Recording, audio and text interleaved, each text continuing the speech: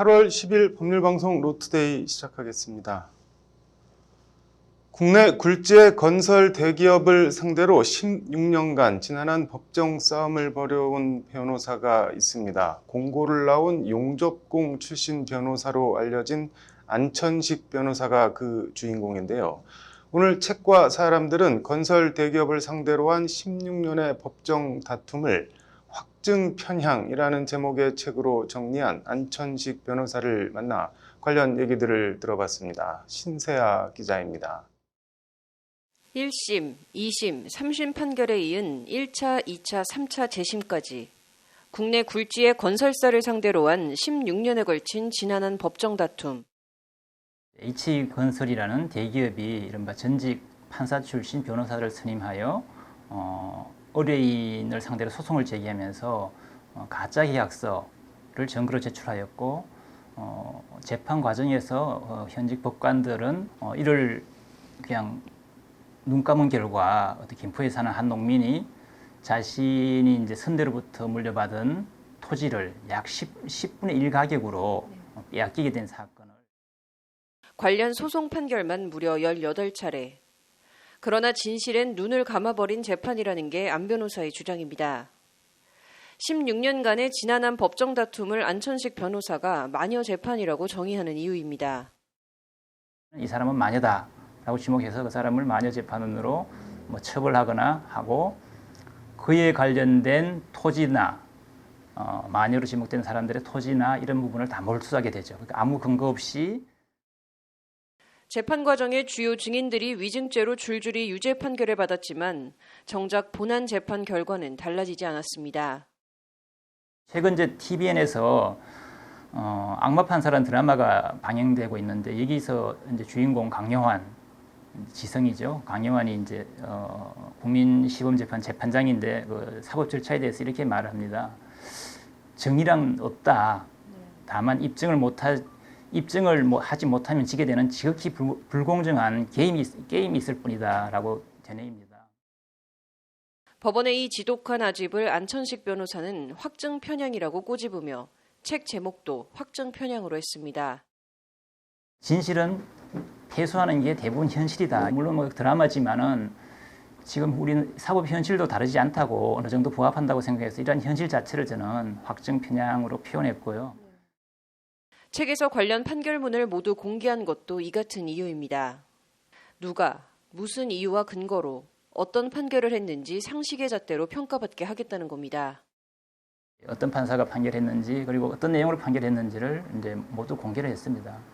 그렇게 한 이유는 어쩌면 이게 우리 헌법 109조에서 재판 공개를 선언하고 있고 이렇게 하는 게 당연한 일이에요. 근데 대부분 그런데 그 당연한 일도 판사와 법원이라는 이름이 주는 권위와 무게에 눌려 꺼리고 주저하게 된다는 것이 안 변호사의 지적입니다. 대부분 사람들은 판사가 지금 막강한 권한 때문에 그렇게 하지 못하고 있는 게 현실입니다. 아마 이렇게 공개를 하는 분들이 변호사고 일반인이고 간에 거의 없었을 겁니다. 아마 없었고. 그리고 판결 공개를 꺼리는 이면엔 법원 스스로 잘못된 판결과 치부를 드러내기 꺼리는 경향이 자리 잡고 있다고 안 변호사는 거듭 지적합니다. 이제까지 판사들이 독점적 권한으로 판결한 부분에 대해서 잘못된 판결 혹은 편파적인 판결이 상당히 있다. 그런데 그런 부분을 굳이 드러내고 싶지 않다. 이제까지 안 드러냈는데 왜 그걸 굳이 드러내야 되냐. 법원 판결은 존중돼야 하지만 판사는 신이 아니고 신 행세를 하려고 해서도 안 된다고 안 변호사는 강조합니다. 어쩌면은 어떤 사람한테 재판 권한을 모두 맡긴다는 것은 굉장히 위험하고 늘 그 위험성과 독재성 그리고 위험성을 늘 이제 우리가 인식해야 됩니다. 그런 측면에서 판사와 법원에 대한 견제와 감시가 반드시 필요하다고 안 변호사는 거듭 강조합니다. 판사 자체가 권력자가 되거나 또는 다른 권력 또는 다른 세력과 결합하여 불공정한 재판을 하는 경우 이런 경우는 굉장히 권력 남용의 가능성이 높거든요. 이런 부분이 없는지는 늘 이제 국민들이 지켜보고 견제하고 감시해야 되는 16년간의 지난한 법정 다툼, 그 패배의 기록을 가감없이 드러내고 공개하는 것도 사법부에 대한 이 같은 견제와 감시를 위해서입니다. 변호사들, 법조인 그리고 일반 국민들까지 판결 하나하나에 관심을 가지고 이런 부분에 대해서 제대로 감독한다면은 그리고 헌법에 그게 바로 헌법의 의지다. 이 책도 이제 그런 의미에서 쓴 것이다. 이렇게 보시면 될 것 같습니다. 안 변호사는 그러면서 이제 판사와 법원 스스로 잘못된 판결을 인정하는 용기를 낼 시간이 됐다는 말로 인터뷰를 마무리했습니다. 작은 불신이라도 사법부에서 그걸 극복하고 바로 직시하고 해결하려는 의지가 없다면은 아마 이런 불신은 점점 더 크게 될 것이다. 그래서 법원도 마찬가지죠. 잘못된 판결 그런 부분에 대해서는 용기를 가지고 이 부분은 잘못되었다라고 스스로 말할 수 있는 그런 용기를 좀 냈으면 좋겠다는 생각을. 법률방송 신세아입니다. 휴게 시간에 경비 초소에서 근무복을 입은 상태에서 대기하면서 사용자의 지휘, 감독을 받았다면 근로 시간으로 봐서 임금을 지급해야 한다는 대법원 판결이 나왔습니다. 대법원 2부는 오늘 서울 압구정 현대아파트 전직 경비원들이 아파트 입주자 대표회의를 상대로 낸 임금 청구 소송에서 원고 승소, 원심 판결을 확정했습니다. 앞서 A씨 등은 지난 2018년 2월 단체 협약에서 휴게 시간으로 규정된 시간에 제대로 쉬지 못하고 일을 했다며 휴게 시간을 근무로 간주해 임금을 달라는 소송을 냈습니다. 1심은 휴게 시간이 실질적인 근로 시간에 해당한다고 볼 수 없다고 판단했지만 2심은 한평 남짓 좁은 경비 초소에 머무르면서 입주민들의 돌발 민원에 대비해야 했다며 미지급 임금을 지급하라고 판결했습니다. 대법원도 휴게 시간이란 근로자가 자유로이 이용할 수 있는 시간으로 사용자의 지휘, 감독을 받는다면 휴게 시간도 근로 시간에 포함된다고 판시했습니다. 서울 북부와 의정부를 잇는 의정부 서부로의 오토바이 진입을 제한한 경찰 처분을 취소해달라는 가처분 신청 사건 첫 신문이 오늘 의정부지법에서 열렸습니다. 경찰 측과 이륜차 운전자 측이 팽팽한 공방을 벌였다고 하는데 현장을 장한지 기자가 다녀왔습니다. 의정부 서부로 이륜차 통행금지 처분 효력정지 신청 첫 신문이 열린 의정부지법엔 이륜차 운전자들이 나와 경찰 처분에 대한 비판과 성토의 목소리를 냈습니다. 서부로만의 문제가 아니라 이 권한이 없는 그 기관에서의 그 임의 법 집행으로 인한 라이더들의 권리를 함부로 침해한 그러한 전체적으로 봤을 때 그러한 법이거든요. 서부로를 가만 냅뒀다가는 서부로 이외 다른 지역에까지 마찬가지 횡포가 이루어집니다. 우리나라가 지금 선진국 반열에 올라섰잖아요. 그런데도 지금 후진국, 중국이나 대만, 베트남보다 못하는 거를 하고 있으니까 거기에 대해서 상당히 참 열받는 거고, 그리고 세금은 세금대로 되게 많이 내거든요. 의정부 경찰서 측은 법률방송 질의에 민감한 반응을 보였습니다. 정식 인터뷰를 하려면은 인터뷰 어떤 절차를 거쳐서 오시면 그 절차를 밟아서 지금 제가 답변하겠습니다. 이 처분에 대해서는 아직 강행하는 게 맞다고 생각하시는지 그거 하나만. 정식 인터뷰가 안 된다니까요. 정식 인터뷰를 요청해 주시다. 천여 명의 이륜차 운전자들을 대리해 신문에 참석한 이호영 변호사는 이륜차 서부로 통행 금지의 부당성을 크게 세 가지로 지적했습니다. 이 변호사는 먼저 최근 5년간 서부로 이륜차 사망 사고가 2건에 불과하다는 점을 지적했습니다. 이륜차 운전자들의 안전과 생명을 보호하기 위해 서부로 통행을 금지한다는 게 경찰의 명분인데 5년간 2명 사망이 통행을 금지할 만한 사유나 명분이 되냐는 겁니다. 더불어 이륜차 운전자들을 보호한다며 서부로보다 신호도 더 많고 위험한 다른 도로로 이륜차 운전자들을 내모는 게 타당하냐고 지적합니다. 이 변호사는 실제 2018년부터 2020년 사이 서부로와 서부로 우회도로인 평화로에서 발생한 이륜차 교통사고를 비교하면 사망사고는 약 5배 차이가 난다고 밝혔습니다. 나아가 일반 상해 사고의 경우 비교 자체가 불가능한 수준으로 진입 제한 처분은 비례 원칙 등에 위반된다는 것이 이 변호사의 지적입니다. 국민의 안전을 위해서 서부로 통행을 금지했다라는 건데 그 서부로 통행이 금지됨으로 인해서 오히려 안전이 위협당하는 그러한 상황이기 때문에 이것은 통행 금지 처분의 법적인 정당성이 없다라는 게 가장 핵심적인 주장이고, 이 변호사는 또 진입 제한 처분 기간을 명시하지 않은 데 대해서도 제한 구간과 기간을 정하도록 한 도로교통법 위반이라는 점도 지적했습니다. 그런 금지 기간도 없이 별도 고시일까지, 다시 말해서 별도 고시할 때까지 계속 통행 금지하겠다라는 것은 무기한 처분이고, 이것은 도로교통법 6조 2항의 어떤 그런 처분의 재량 범위를 일탈한 처분이다. 위법 부당한 처분이므로 취소되어야 된다. 의정부 경찰서 측은 이에 대해 통행 금지의 궁극적 취지는 이륜차 운전자에 대한 불이익이나 불편을 주기 위해서가 아니라 생명을 살리고자 한 것이라고 강조했습니다. 이륜차는 사고가 나게 되면 중상해 이상이라 치명적인데 이런 걸 경찰이 보고 방치한다면 직무유기라고 생각해 진행한 것이라는 게 경찰 측의 설명입니다. 서부로를 자동차 전용 도로로 지정하는 것과 관련해선 협의 중에 있는데 이 협의가 언제 끝날지 몰라 사륜차에 비해 부족한 형태의 차들을 제한할 수 있는 법적인 게 없어 강행한 것이라고 덧붙였습니다. 이 같은 경찰 주장에 대해 방청석에 앉아있던 이륜차 운전자 조승형 씨는 재판부로부터 발언 기회를 얻어 경찰 발언을 재반박했습니다. 저도 그 길을 수없이 다녔던 사람이라고 자신을 소개한 조 씨는 경찰 쪽에서 사람 생명을 보호한다는 취지로 말씀하셨는데 사실 평화로 쪽은 더 위험하다고 말했습니다.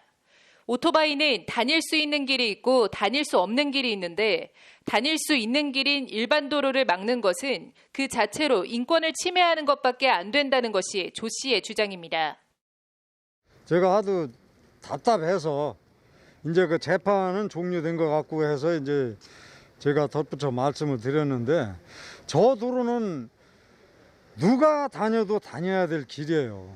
일반 도로인데 왜 그 자동차 전용 도로에다가 그 비유를 하고 있는지는 모르겠습니다. 그래서 제가 화가 나서. 한편 재판이 진행되는 동안 의정부 경찰서 앞에서는 진입 제한 처분을 성토하는 1인 시위도 진행됐습니다. 라이더들께서 참여를 해주셔야만 앞으로 이런 제2의 제3의 서부로가 생기지 않을 것이다. 그리고 괴롭힘을 당했을 때는 확실하게 이야기해줘야 됩니다. 어중간하게 해서는 안 된다. 확실하게 이야기하고. 양측의 의견을 청취한 재판부는 최대한 어떤 뜻인지 알겠으니까 반영해서 결정을 내리도록 하겠다고 밝혔습니다.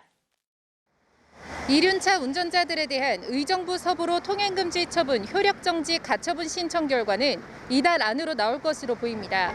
법원이 효력정지를 받아들이면 이륜차 운전자들은 의정부 경찰서 처분과 무관하게 본안 소송 결과가 나오기 전까지 서부로를 통행할 수 있습니다. 법률방송 장하지입니다.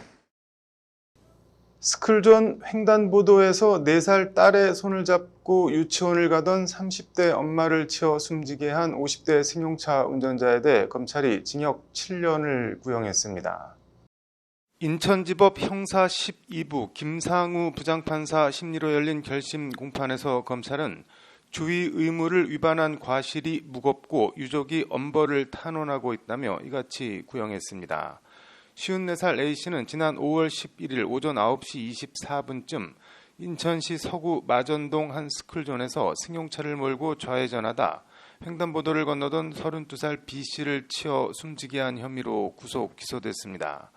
B씨의 4살 난 딸도 다리뼈가 부러지는 등 전치 6주의 상해를 입었는데 현장에서 스키드 마크가 나오지 않은 점을 토대로 경찰은 A씨가 브레이크를 밟지 않은 것으로 파악했습니다.